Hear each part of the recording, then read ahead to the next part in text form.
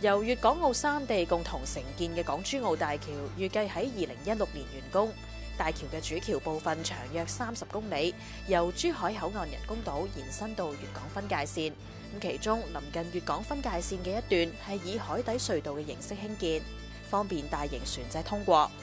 而由粵港分界線到香港機場對開嘅香港口岸人工島就稱為香港接線，全長大約係12公里。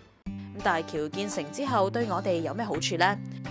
而家香港同珠三角西部之間並冇直接嘅陸路連接，而港珠澳大橋就可以連接起港澳同埋珠三角西部，為三地嘅人流物流往來節省咗唔少時間同成本。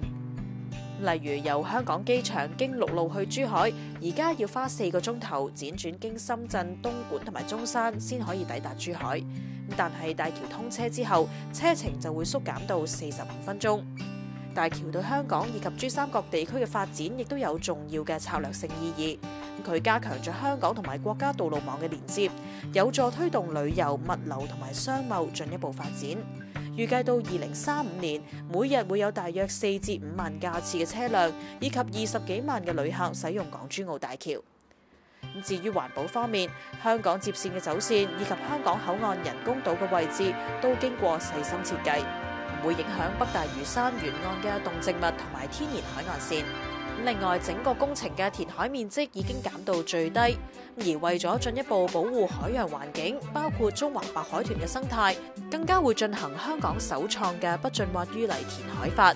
過程中基本上唔使挖掘淤泥，因此可以減低對水質嘅影響。而喺工程進行期間，會設立海豚禁區。如果喺禁區入面發現海豚，就必須要暫停工程，直到海豚離開禁區為止。港珠澳大橋係10大基建之一，建成之後，珠三角西部嘅城市將會落入香港方圓3小時嘅交通圈內，令到我哋同澳門以及珠三角嘅連接更加緊密。